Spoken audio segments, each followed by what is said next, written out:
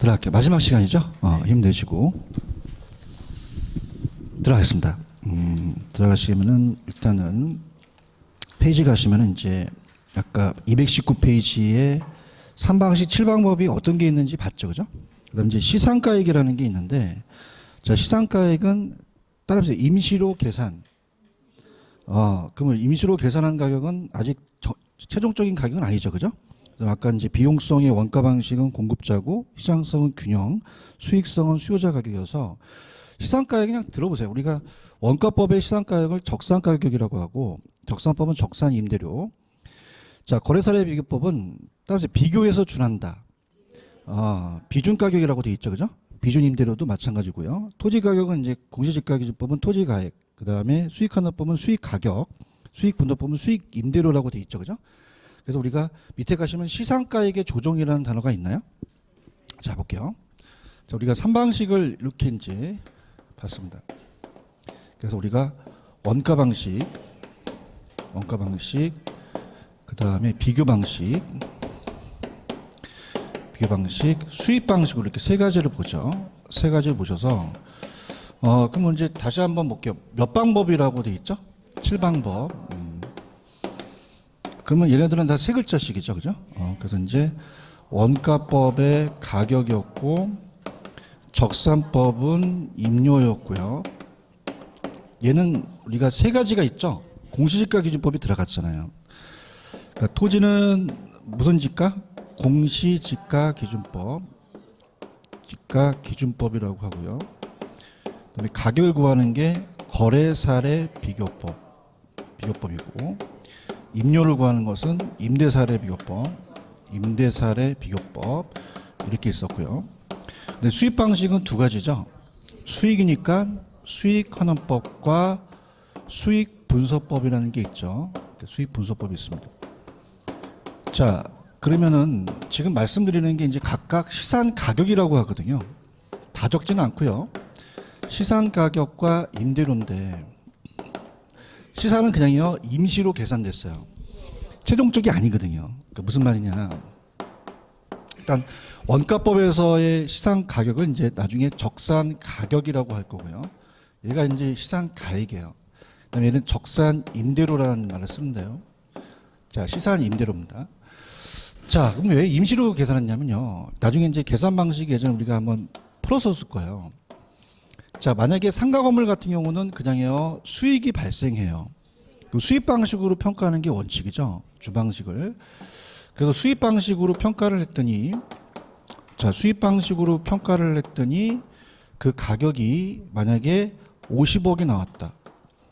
그러면 원가는 똑같아요. 다를 수도 있어요. 다를 수 있죠. 원가는 또 싸게 먹힐 수도 있잖아요. 그죠? 원가를 봤더니 원가 방식으로는 우리가 이걸 지을 때 한 40억이 들어갔다고 봐봐요. 그러면 똑같아요. 방식마다 달라요. 가격이 다를 수밖에 없다는 겁니다. 특히 이제 우리가 비교 방식을 또 갔을 때는 비교 방식에서 비교했더니 비교 방식은 뭐 45억이 거래됐다. 상방식이 같다, 다르다. 그럼 가격의 삼면성이 등가성의 원리가 적용되지 못하죠. 그럼 이걸 그냥 해야 돼요. 조정을 해야 돼요. 조정을 해야 되죠. 그러면 가중치라는 게 있겠죠. 가중치. 그럼 상가 건물이니까 수입 방식에 더 가중치가 있겠죠. 그럼 여기에 이제 만약에 50% 아마 요 문제 기억나실 겁니다. 그죠? 여기 이제 50%고 여기에 30%다 여기 20%라는 건 따라서 곱해서 더한다. 가중평균. 그럼 가중평균을 해서 나중에 최종적인 가격이 나오죠. 이게 최종적인 가격이라는 거예요. 그죠? 왜냐하면 최종적인 가격을 평가하기 전에 얘는 이제 중간 과정이라는 건데요. 왜 그러냐면은 3방식이 가격이 똑같아요. 달라요. 이게 같다 다르다. 다르면 어떤 방식을 쓰기가 어렵잖아요. 근데 일단 주방식이 그냥입니까? 가중치가 제일 높습니까? 그럼 가중평균을 해서 가지 산술평균을 하면 안 된다는 거예요. 맞나요? 그럼 우리가 이 나온 요 시산 가격들은 아직은 최종적입니까? 중간 과정입니까? 그러면 조정이 안 필요하다? 필요하다. 필요해서 최종 가격을 매기는 거죠.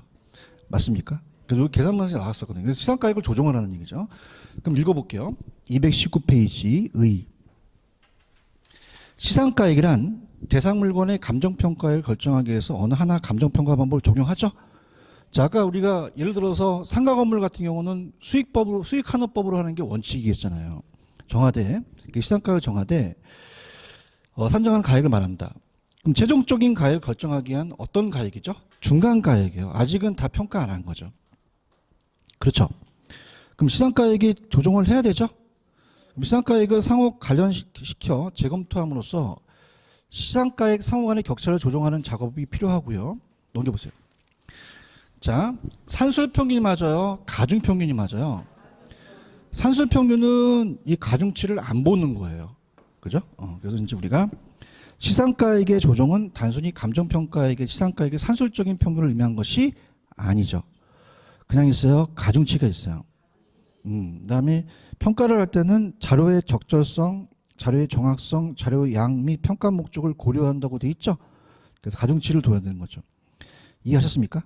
그다음에 이번의 규칙은 그냥 1번만 보세요. 2번은 그냥 참고하시고 1번만 보는데 감정평가업자는 시상가액을 감정평가 방식 중 다른 평가 방식에 속하는 하나 이상의 감정평가 방법으로 산출한 시상가액과 비교해서 합리성을 그냥입니까? 검토해야 됩니까? 검토해야 된다는 것은 조정을 하라는 얘기죠. 그렇게 보시면 됩니다. 이거 이해가시겠습니까? 이렇게 보시고요. 그 다음에 이제 가장 유력한 게 넘겨보세요. 가장 여러분한테 추천해 드리는 건 243페이지입니다. 233.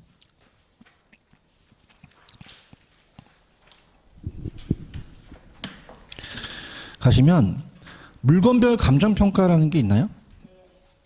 물건별 감정평가 찾았습니까? 100% 시험에 나옵니다. 100%. 여기 무조건 떠요. 물건별 감정평가. 243페이지.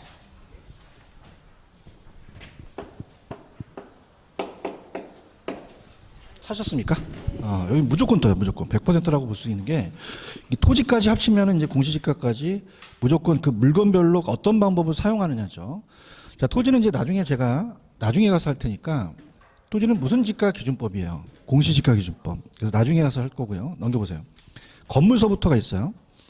토지 위에 물건별 감정평가라는 게 있나요? 244페이지에. 찾았습니까? 얘가 거의 시험 문제 100% 나온다는 얘기예요. 그럼 암기해야 돼요? 이해를 해야 돼요. 이해를 하는데, 자, 일단 가볼게요. 아까 몇 방법이었죠? 토지는 무슨 지가 기준법. 그럼 끝났죠, 이거는? 나머지 게 어떤 것을 사용하냐가 문제죠. 근데 보세요. 자, 이제 이게 앞에 게 가격이고 뒤에가 임대료거든요.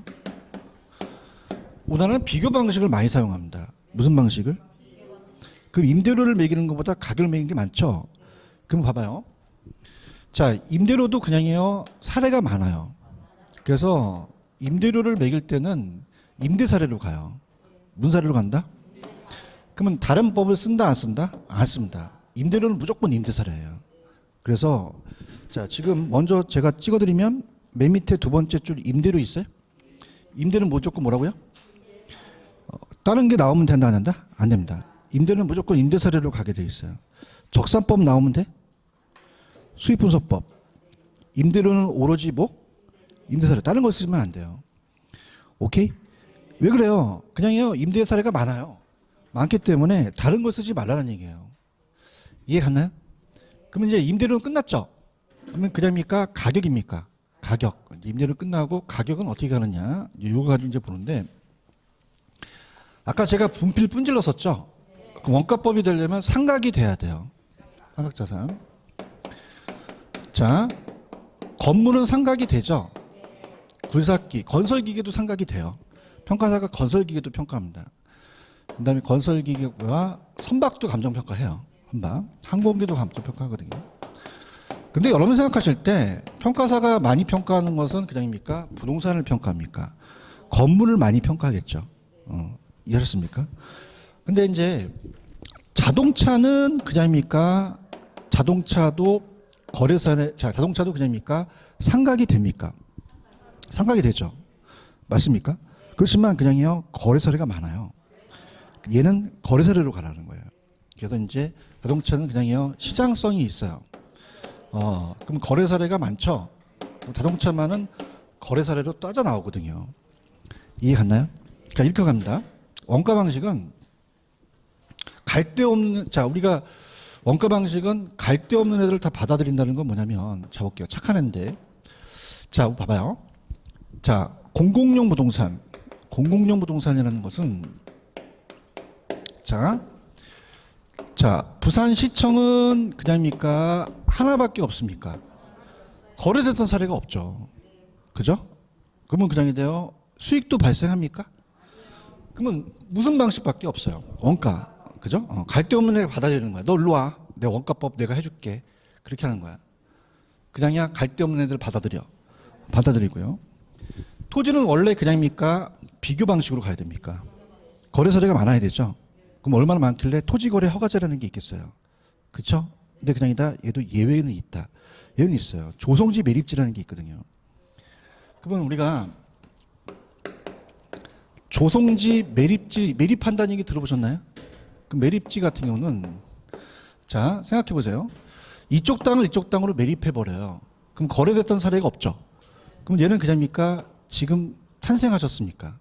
김이 모락모락 나죠. 그럼 얘는 원가법을 사용할 수도 있다는 얘기죠. 예외가 있다는 얘기예요. 이해 갔나? 자, 그래서 이렇게 하고 특히 자동차도 원래는 그냥입니까? 상각이 됩니까? 근데 어떻습니까? 얘는 거래 사례가 많으니까 너는 딸로 비교 방식으로 가라는 얘기예요. 그 원가 방식은 그냥입니까? 갈 데 없는 애들 받아들입니까? 출세한 놈 그냥이야 나가라 그래. 나가라는 거죠. 참 착한 애예요. 원가는 그냥이요. 원은 둥글해요. 사람이 이렇게 둥글둥글하게 생긴 사람은 그냥이야 굉장히 착해. 내가 무슨 방식이야? 원가. 그러면 원가 방식은 그냥이야 갈 데 없는 애들 받아들여. 나간다는 애 막어 안 막어? 안 막는 거야. 무슨 말인지 알아들어야 되는데. 자, 이렇게 할게. 공공용 부동산 그냥이야 갈 데가 없어. 갈 데가 없어. 대화를 합시다. 시청이 부산에 여러 개 있어요? 그럼 거래됐던 게 있어요? 비교할 수 있어요? 임대료 받아요? 그러면 막 갈 데가 없죠? 내가 무슨 방식? 그냥이야 오라 그래. 원가 방식으로 해라. 그렇죠? 그 다음에 매립주도 그냥입니까? 여기 갈 데가 없습니까? 거래 사례가 없잖아요. 그럼 내가 받아들일게. 맞아요? 근데 자동차는 그냥이야 나간다 그래요. 그래 너 출세했다. 너 가라. 그죠? 원가 방식은 그냥이야 착해. 내가 무슨 방식? 그냥이야 갈 데 없는 애들 받아들이고 출세한 애 나가라는 얘기죠. 이해했습니까? 그러니까 원가 방식은 여기 나와 있는 것도 있지만 자 가볼게요. 이제 다음 주에 제가 아마 오늘 나갈지도 있을 것 같은데 넘겨볼게요. 페이지 가시면은 221페이지로 한번 가볼게요. 자, 그러니까 221페이지로 가시면 요건 안 해놨네 제가. 하여튼 해놨다. 221페이지 가시면은 거기에 그 원가법에 의해 동그라미 2번 있나요? 찾으셨습니까? 여러분들 화이팅. 221페이지 6절에 노마자 원에 동그라미 2번. 그럼 읽어볼게요. 원가법은 모든 어떤 자산에 상각 자산에 하는 게 원칙이죠. 그런가요? 근데 아까 조성지 갈 데 없었죠. 그러면 우리 원가 방식 올라가는 얘기죠. 매립됐으니까 지금 원가를 알 수 있죠. 그 매립하면서 그냥입니까? 이 매립하는데 비용이 들어갑니까? 그럼 따끈따끈하니까 원가 방식 사용할 수도 있다는 얘기야. 이해 가야 되는데 갔어요? 이제 넓히란 말이야. 조금씩 그죠? 이렇게 넓히고 그 다음에 다시 넘어가셔서 아까 페이지 가시면 내가 어디 하다 흥분하다 왔어? 244 하다 흥분하다 왔죠? 여긴 지금 제가 이거 조성지 일지 안 넣어놨거든요. 그죠? 그럼 갈게요. 그러면 여러분들 어떨까? 원가법은 그냥 이제 상각이 돼야 돼. 그럼 얘는 원가법이라는 거 암기하셔야 되는 거죠. 맞습니까? 근데 자동차는 그냥이야 출세해서 나간대. 그럼 무슨 사례? 거래 사례 비본을 한 거죠. 너 거래서 또 잘했다. 그럼 너 가라. 거래 사례로 가라. 막어 안 막어? 안 막고 너 그냥 가라 이렇게 하는 거예요. 예? 그럼 이건 그냥이야 사례가 많아. 가수원이라는 얘기 들어보셨죠? 가수원도 사례가 많거든요. 가수원도 많고 자동차, 그 다음에 산림이라는 거 있죠. 좀 살림은 산지와 임목이 있고 소경목님이 있어요. 근데 일단 제가 설명해 드리고 그다음에 컴퓨터 같은 동산이 있죠. 자, 그러면 얘네들은 그냥입니까? 거래 사례가 있습니까? 거래 사례가 많죠. 맞습니까? 그래서 어떻게 암기하시라 그랬어요? 내가 그렇게 잘해. 밖에 그냥 과자가 팔아. 뭐가 맛있어? 산도 맛있어. 산도. 산도 아세요? 산도 먹고 배 차셨잖아. 그러면 가자산도 그냥이야 지금 거래되고 있어. 무슨 사례비호법? 거래사례비호법이에요. 맞습니까? 그다음에 이제 무형자산 같은 무형자산. 여러분들 왜 특허권이라는 얘기 들어보셨죠? 특허권. 못 들어봤나? 들어봤어야 되는데 특허권 권은 어떤 권리가 있어요. 권리로부터 수익이 발생하거든요. 특허권이라든지 그런 거. 그러면 상각이 안 되죠. 그럼 권은 거래됐던 것도 없죠. 그럼 수익 하나밖에 못 간다는 얘기예요. 특히 이제 뭐 어업권이라든지 영어권, 특허권, 건. 그러면 무슨 하나법 찍어? 수익 하나법 찍어. 무조건 건 나오면요. 아시겠어요? 다른 것만 찍어봐. 건만 나오면 수익 하나법. 아시겠죠? 그 다음에 공장재단은 따라서 공장재산의 집단. 토지만 있어요? 건물도 있어요? 그럼 안에 다 있죠? 그럼 쌓아 잡아서 이것도 수익이 발생하니까 수익하는법으로 가자는 얘기예요. 광업재단이라고 들어보셨죠? 그러면 재단이 나와도 무슨 하는법? 수익하는법으로 가는 거죠. 아시겠죠? 그죠? 그 다음에 여러분 봐봐. 아까 일괄평가라는 감정평가 있었죠? 그럼 복합부동산 같은 경우는 복합부동산은 그다음이니까 토지와 건물이 결합되어 있습니까? 결합되어 있죠. 그럼 토지만 평가해요? 건물도 같이 평가해요. 그렇죠? 우리 집합 건물이라고 들어보셨죠? 그죠? 그럼 어떻습니까? 당연히 토지만 거래돼요? 건물도 같이 거래돼요. 그럼 거래됐던 게 많다는 얘기죠. 토지와 건물을 일괄 감정 평가할 때는 무슨 사례다? 거래 사례로 가는 거죠. 맞죠? 그러니까 이렇게 갈게요. 제가 하나 팁을 드리면 우리나라는 수입 방식, 원가 방식을 많이 써요? 비교 방식을 많이 써요? 그럼 조금 모르겠다. 그러면 거래 사례 찍으면 거의 정답이 될 수 있어요. 아시겠죠? 그죠? 근데 이제 건 나왔다고 막 거래 사례 찍어봐. 가만히 건, 그죠? 삼각자산 같은 거는. 이것은 아시겠죠? 펜 들어보세요. 244페이지는 보고 있어요? 자, 건물은 무슨 법? 그러니까 토지와 건물을 일괄할 때는 거래 사례로 가는 거죠. 집합 건물이라고 들어보셨죠? 구문소유권의 대상이 되는 건물과 대지 사용을 일괄할 때는 거래로 가고요. 산림도 거래 사례죠? 그러면 다 거래 사례예요. 근데 소경목님이라고 있어요? 소경목님은 지름이 작은 나무거든요. 어린 나무예요. 심은 지 얼마 안 됐기 때문에 얘만 원가법으로 갑니다. 자, 산지와 임목을 그냥 해요. 구분해야 돼요. 구분해서 감정평가할 수 있다, 하여야 한다. 그러면 구분평가가 원칙이에요. 근데 임목도 거래 사례인데 소경목님만은 원가법으로 가죠. 그런가요? 산지와 임목을 일괄할 때도 다 거래 사례죠? 그럼 팁, 산림도 다 거래 사례죠? 근데 뭐만? 소경목님만. 구분이 원칙인데 일괄할 수도 있고. 과수원은 무슨 사례? 공장재단, 강업재단. 수익하는 법이죠. 원칙은 개별인데 우리가 다 수익하는 법으로 가요. 이해하셨습니까? 이렇게 가지 뭐 이렇게 주의 깊게 막 나오진 않을 거예요. 자동차나 동사는 무슨 사례? 건설기계, 선박, 항공기는요? 원가. 자, 폐차 처리하면 효용가치가 없어지죠? 그럼 그 해체 처분 가격으로 가고요. 다. 임대는 임대 사례. 아까 무형자산 오른쪽에 가볼게요. 영어권, 특허권, 건이 붙죠? 건이 붙으면 다 수익환원법. 무형자산이 다 이런 것들이에요. 무형자산 나와도 수익환원법 찍고요. 근데 아직은 안 나왔는데 상장이라는 단어가 있나요? 자, 아직은 안 나왔어요. 규칙에 있지만 상장됐다는 건 그냥입니까? 거래되고 있습니까? 그럼 상장 주식, 상장 채권 다 거래 사례로 가요. 근데 비상장 채권은 상장이 안 돼 있죠. 하지만 채권이기 때문에 기업 가치도 있고 그러니까 수익환원법으로 갑니다. 체크하셨죠? 비상장 주식은 참고하시고 그 다음에 요거 또 중요합니다. 감정평가업자는 소음, 진동, 일조 침해, 환경오염 등이 있으면 그냥입니까? 직간접적으로 피해를 줍니까? 가치가 하락하죠. 그럼 요거 시험이 나옵니다. 그럼 소음 등이 발생하기 전에 대사물관 가해 및 원상해병 등을 고려하지 않는다, 고려해야 한다. 요게 가장 잘 떠요. 체크하셨죠? 그럼 제가 또 이쁘게 지금 물건별을 딱 나눴죠? 그럼 되게 쉬워요. 건물, 소경목림, 항공기, 선박, 건설기계는 다 무슨 법? 자, 지금 무슨 사례가 제일 많아요? 거래 사례가 내용이 제일 많죠? 그래서 이제 토지와 건물을 일괄할 때, 산지와 임목을 일괄할 때, 임목, 가수원, 자동차, 동산, 상장 주식, 상장 채권. 자, 수익환원법은 공장재단 일괄평가할 때 강업재단, 무형자산, 비상장채권, 기업가치는 수익환원법으로 가죠. 여기서 점수를 따셔야 됩니다. 아시겠죠? 그죠? 이렇게 잡으시고요. 됐습니다. 그러면 원가법으로 한번 가볼게요.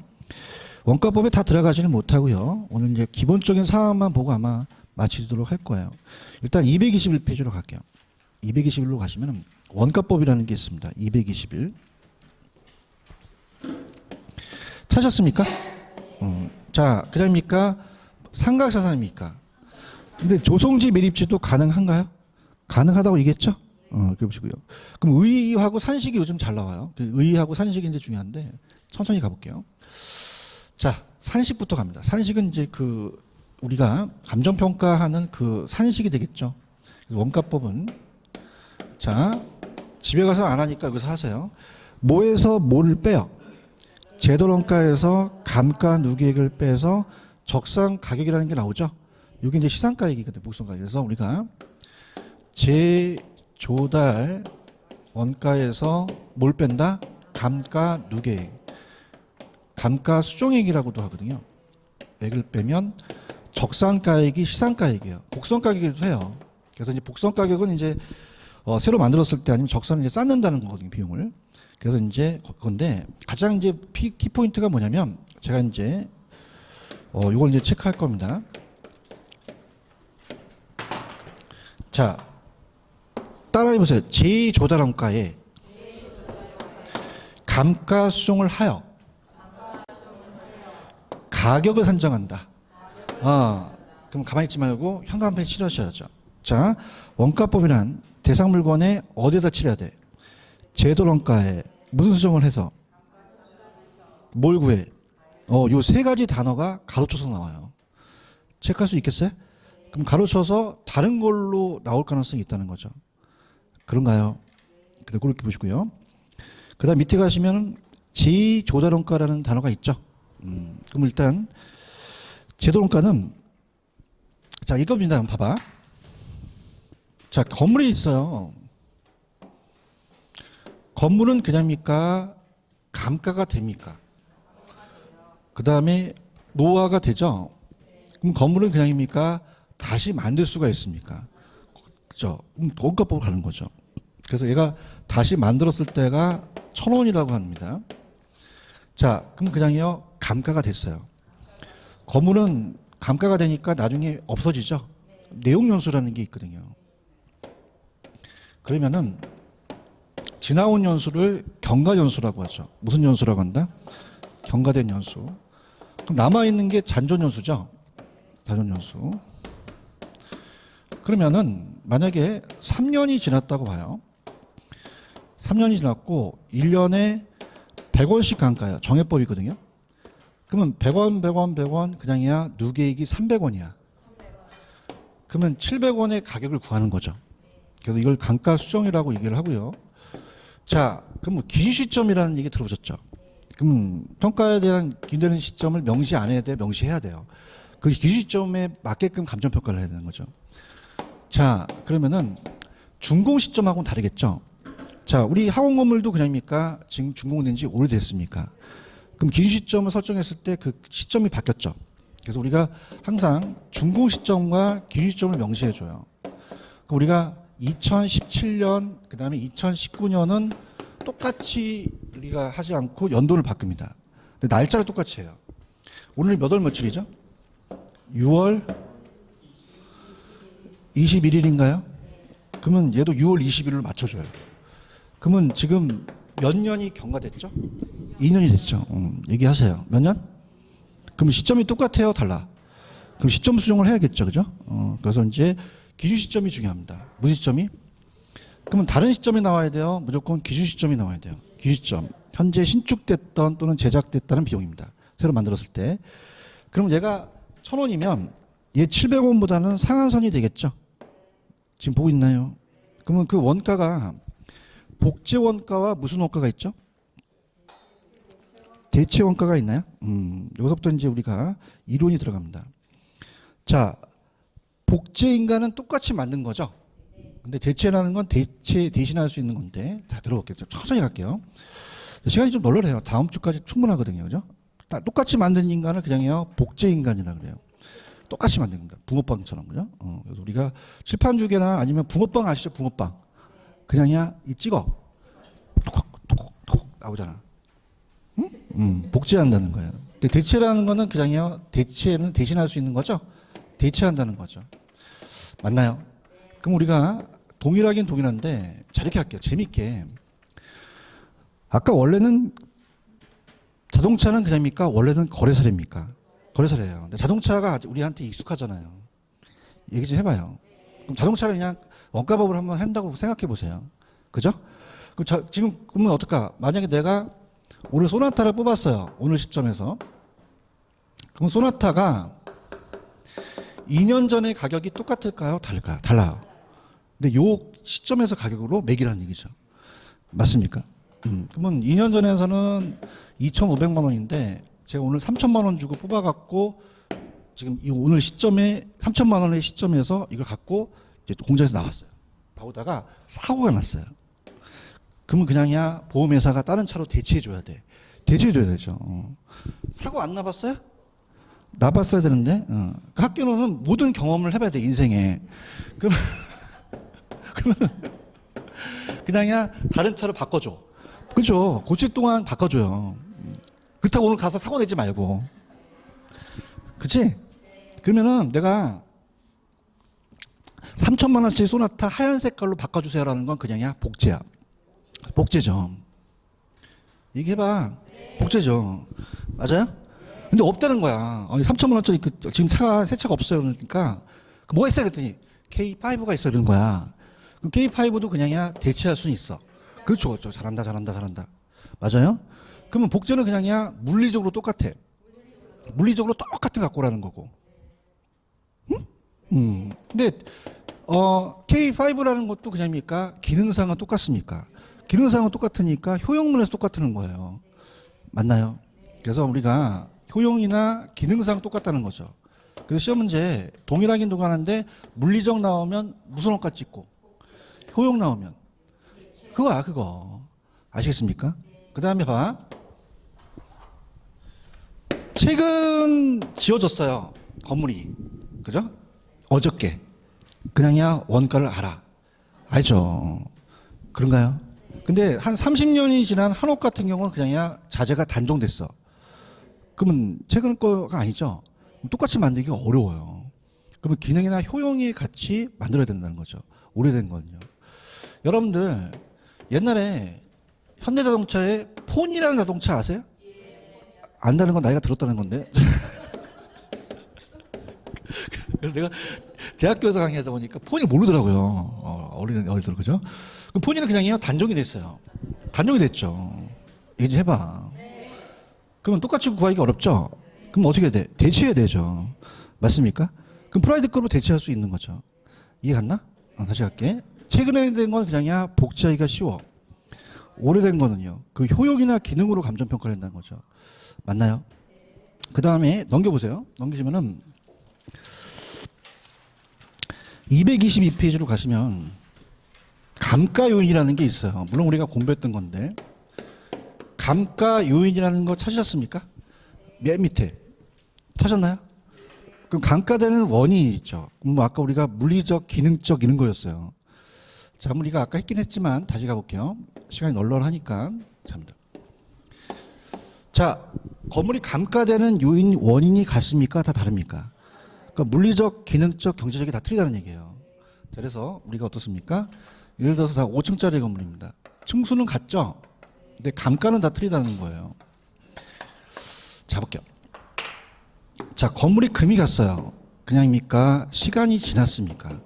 시간이 경과돼서 노후화될 수 있죠. 그러면 노후화되면은 이건 무슨 적 감가라고 그랬죠? 물리적 감가라고 그랬습니다. 생각납니까? 그럼 아까 제가 신축 건물은 그냥입니까? 금이 안 갔습니까?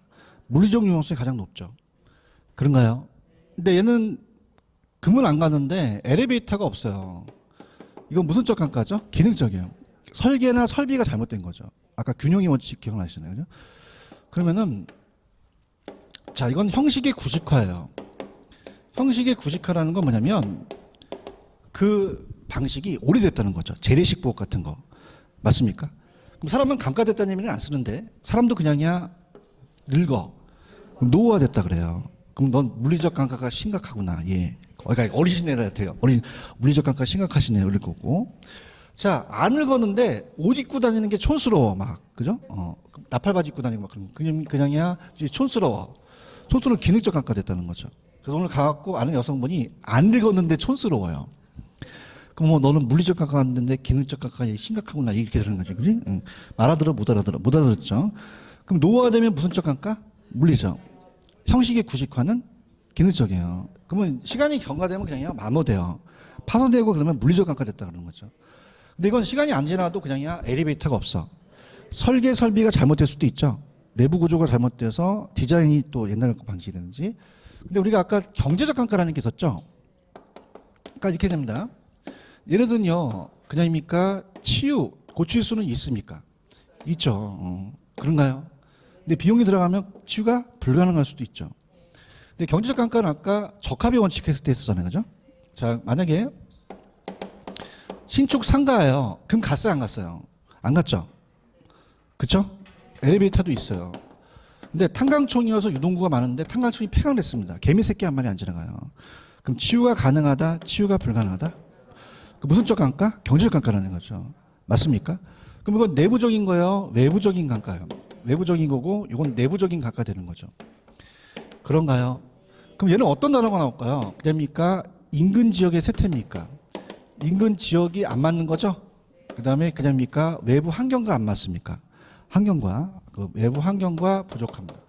환경과 안 맞고 그냥 있어요. 시장성이 감퇴됐어요. 감퇴. 그러면 환경과 시장성이 감퇴 나오면 무슨 적 감가? 경제주의잖아요. 자, 경제적은 그냥이야 돈이야. 돈을 보면 그냥이야 환장을 해. 그다음에 환경, 시장성 감퇴. 그 무슨 적 감가? 경제적 감가죠. 지금 보고 있어요? 감가 요인은 각각 독립작용하는 것이 상호 유기적인데 물리적은 그냥이요 건물이 금이 갔어요. 그럼 자연적 감가죠. 치유 가능과 불가능이 다 있죠. 시간의 경과에 노후와 동그라미, 마모, 파손, 손상 이런 게 나오면 무슨 적 감가? 물리적. 근데 기능적은 내부적 감가로서 균형의 원칙 기억나십니까? 치유 가능 불가능 다 있고요. 건물과 부지가 안 맞, 배치가 안 맞을 수 있죠. 설계 불량, 부적절한 냉난방비 시설이나 창문 배치, 형식이 구식하든 그냥이야 이 촌스러워. 재래식 부엌, 설비 부족 과다라는 게 있어요. 그러니까 협소한 방의 면적이라는 거죠. 그러니까 설비가 너무 부족하면 안 되고 과다하면 안 되죠. 그런가요? 사람도 너무 찌면 그냥이야 과다해. 너무 마르면 부족하죠. 그럼 나는 자 나를 봐봐. 난 과다야 부족이야. 어씨. 또 빼야겠네. 자, 알겠습니다. 나보기 전에 본인을 생각해. 자, 자, 그 다음에 능률의 저하. 설비 불량이라는 게 있죠. 그래서 온수에 대한 온수에 대한 공급 불량, 불량 건축자 이런 거 나오면 무슨 적 감가? 기능적이에요. 제가 돈을 보면 어떻게 했죠? 이건 환경과 시장을 찾으셔야 돼요. 경제적은 외부적이고 적합의 원칙 관련 치유가 가능합니까? 불가능합니까? 인근 지역 세태 있죠. 자, 아까 환경 찾아보세요. 환경이 있어요? 시장 있어요? 시장성 감퇴, 환경과의 부족합이죠. 소음 매연 이런 것들. 그다음에 수익과 비용이고. 자, 우리가 법규에 대한 법률적인 감가도 경제에 포함되는데 그냥 5번은 참고만 하세요. 아시겠죠? 됐습니다. 그럼 아까 내가 어디 하다 흥분하다 왔냐면 221페이지 하다 왔죠? 그럼 자 합니다. 건물이 금이 가는 거는 그냥이야 물리적 감가야. 엘리베이터가 없는 게 기능적. 탄광촌이 폐광된 거는 경제적 감가죠. 이 세 가지 감가를 보는 거죠. 맞나요? 자, 그럼 봐봐. 자, 만약에 요즘 5층짜리 빌딩은 그냥입니까? 다 엘리베이터가 있습니까? 만약에 없다라고 한다면 기능적 감가만큼 낮게 평가되겠죠. 그럼 복제라는 건 그냥입니까? 똑같이 가져옵니까? 그럼 엘리베이터가 없는 걸로 봐요. 그럼 그냥입니까? 나중에 기능적 감가를 하면 됩니까? 하면 돼요. 그래? 그럼 이걸 1,000원을 잡고 나중에 기능적 감가를 300원을 빼면 되거든요. 그런가요? 근데 최근에 걸로 갖고 오는 대체라는 거는 그냥입니까? 다 엘리베이터가 있습니까? 그럼 미리 까요. 그럼 1,000원이다. 이건 700원이다. 그럼 또 까면 돼, 안 돼?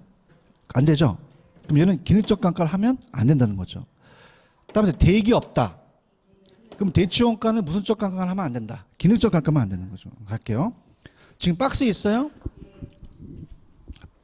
복제 원가라는 재생산 비용은 복제는 그냥이야, 물리적이야. 대체는 효용이죠. 좀 찾아봐. 못 찾을 것 같아서 굵은 글씨로 쳤어. 물리적 효용. 그 복제 원가는 똑같이 만들면서 기준 시점의 현재 대상물에 물리적으로 동일동등한 자재로서 신규 복제 부동산을 신축하는 데 소요되는 비용인데 물리적이라는 게 중요하고 대체는 그냥이야 효용이야. 기능면과 효용이라는 게 있죠. 이런 게 나오면 이건 복제야 대체야. 대체. 신축 건물은 그냥이야 복제가 나. 오래된 거는 대체가 낫지. 폰이 잊었어? 폰이 오래된 거였잖아. 그지? 대체하는 게 낫죠. 이해하셨죠? 아까 제도원가를 대체원가로 산정할 때는 감가수정 시 무슨적 감가를 하면 안 돼요. 기능적 감가는 안 되죠. 미리 제도원가 때 기능가가 행했거든요. 그런가요? 그 다음에 도급 방식 기준이라는 게 있죠. 자, 무슨 말이냐. 자, 갈게요. 산정 기준인데요. 아까는 종류였죠. 자, 산정 기준을 본다면 자기가 직접 건설하는 걸 자가건설이라 그래요. 뭐라고 한다? 자가건설. 근데 보통 여기 건물주께서도 이걸 자기가 줬어요.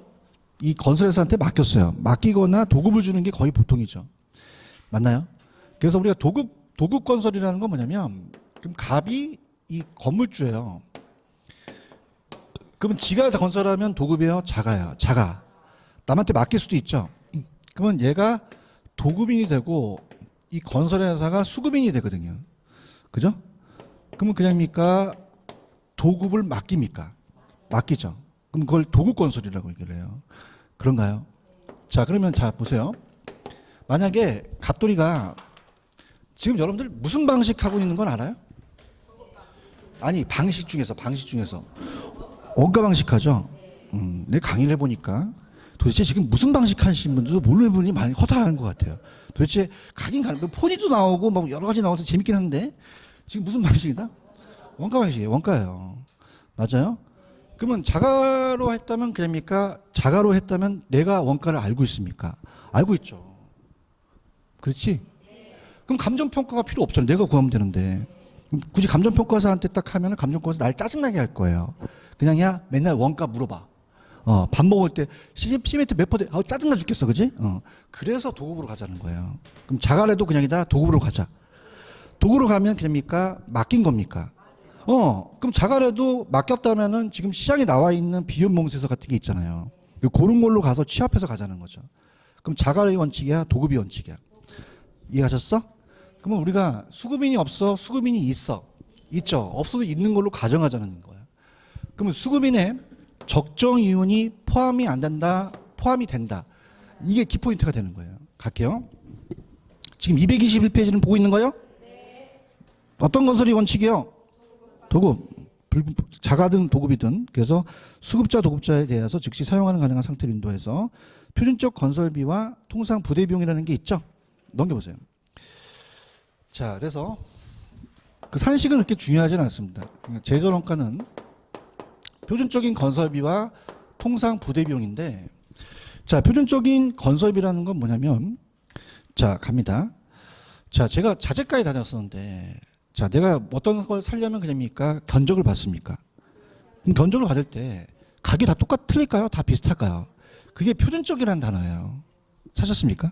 그래서 표준적인 건설비죠, 도급. 거기는 직접 간접이 들어가고 수급인의 적정윤이 포함 안 된다, 포함이 된다. 이게 키포인트가 되는 거예요. 이해하셨죠? 여쭤볼게요. 자가에서 그래요? 도급에서 그래요? 그렇기 때문에 포함이 돼요. 포함돼서 계산을 해야 되는 거죠. 이해하셨습니까? 통상 부대 비용은 뭐예요? 그냥 부대 비용을 나가겠죠? 설계 관리비, 등기비, 건설 자금이자 조세 공가, 기타 도급비. 자, 갑니다. 이 부대 비용은요. 수급인이 부담해야 돼요. 도급인이 부담해야 돼요. 도급인에 대한 부담 비용이죠. 찾았습니까? 그러니까 나는 자 할게. 이 분위기가 안 좋은데. 자, 원점으로 가자. 지금 무슨 방식 하고 있니? 그럼 내가 지면 내가 원가를 알고 있을 거 아니야. 그럼 평가사한테 맡기면 나한테 짜증내지. 그냥 야 도급을 줘. 실제 준 거야? 안 줬어? 가정으로 가자는 거야. 그치? 그럼 포함시켜서 간다는 게 중요하지. 그럼 표준적인 거는 나만 간 거야? 평균적인 거야. 평균적인 통상에 대한 그 표준적인 건설비라는 거지. 맞아요? 그러면 여기에 수급인의 적정률이 포함이 된다는 거야. 여기 안에 포함된다는 거죠. 맞습니까? 그러면 통상적인 부대 비용은 수급인이 돼야 돼요? 도급인이 돼야 되는 거죠. 이게 굉장히 중요합니다. 아직까지 안 나왔어요. 이해해야 되는데? 그러니까 수급인이 들어갔다는 건 도급 건설비에 들어가는 거죠. 아시겠습니까? 통상 부대 비용은 누가 내는 거야? 내가 내는 거지. 그러니까 도급과 수급을 왔다 갔다 하지 마시고 정확하게 하셔야 돼요. 아시겠습니까? 다시요. 수급인의 적정률은 어디에 들어가죠? 표준적인 도급 건설비에 들어가는 거죠. 맞습니까? 부대 비용은 누가 냅니까? 도급인이 부담하지 수급인이 부담 어떻게 시켜요? 이해 갔나? 그 표준적인 도급 건설비를 도급으로 가니까 도급 방식으로 하자는 거죠. 오케이? 자, 웬만하면 제가 아마 예전에도 아마 기본수 했을 때 요 계산 문제를 했는가 모르지만 요 계산 문제는 2번 떴어요. 그럼 안 중요하다 중요하다? 중요하기 때문에 한번 읽어보세요. 어떤 문제인지 제가 해드릴 테니까 쭉 한번 읽어보세요.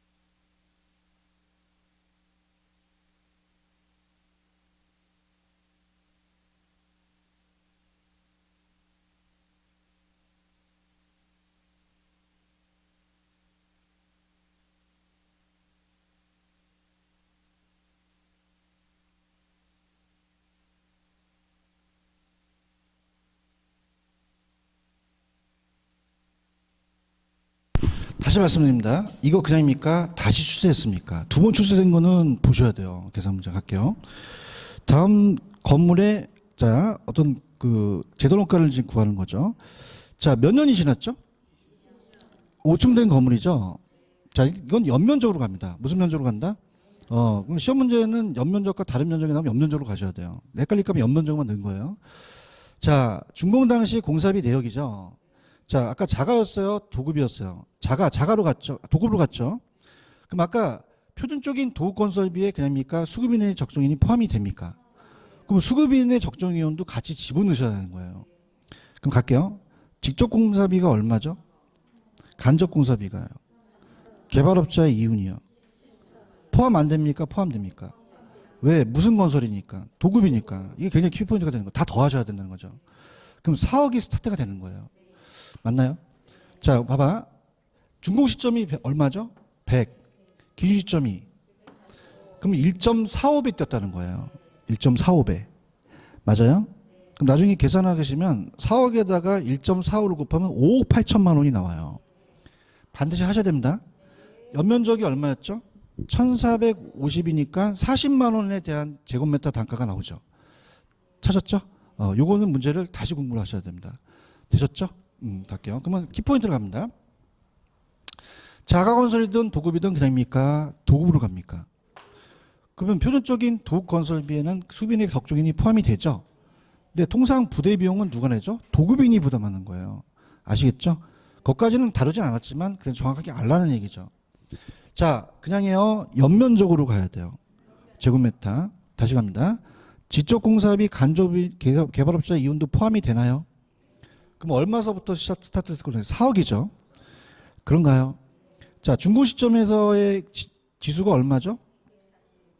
중고 시점은 100이죠. 근데 145라는 건 1.45배 뛰었다는 거예요. 맞나? 만약에 200이면 2배 뛴 거죠. 요게 이제 시험 문제가 나온다는 거죠. 그런가요? 그러면 5억 8천만 원이 나왔죠?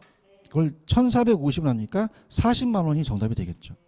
이해하셨죠? 그죠? 네, 그렇게 해서 정답은 우리가 40만 원이라는 거 그렇게 꼭 가져가세요. 아시겠죠? 그래서 자, 오늘 여기까지만 하고 다음 주에 감가수정인데 가볼게요. 잘 보세요. 자, 원가법은 그럽니까? 상각이 돼야 됩니까? 그러면 건물, 건설기의 선박, 항공기 되죠? 근데 원가법은 내가 무슨 방식이야? 그냥이야 받아들여. 공공용이나 조성지 매립지 올라가는 거지. 출세해서 나가는 자동차는 나가라 그러지. 그렇지? 그 원가 방식이 중요한 거야. 내가 무슨 방식? 날 따라야 돼. 그럼 얘는 그냥이야 어떻게 됩니까? 준공 시점이 중요해요? 기준 시점이 중요해요? 그럼 돌려와야 되죠. 기준 시점을 돌려와서 아까 똑같이 만든 건 복제죠. 근데 효용은 대치고 최근에 진 건 복제가 낮고 오래된 건 대치가 낮죠. 대기 없죠. 대치원 기능주가가 없고요. 자, 대동가의 산정 방법은 자가가 원칙이에요, 도급이 원칙이에요. 그럼 편집적인 건설비에 그럽니까? 도급비에 대한 수급인의 적정이 포함이 됩니까? 포함이 돼요. 근데 부대 비용은 누가 냈죠? 도급인이 낸 거죠. 수급이 낸 게 아닙니다. 근데 시험 문제는 이 편집적 건설비를 계산하는 게 나오거든요. 그래서 우리가 그 제도론가에 대해서 우리가 따졌을 때 어떻습니까? 항상 그냥이다 수급인의 개발업체 이윤이 포함이 된다. 포함이 돼서 요 40만 원까지 나와줘야 돼요. 오케이?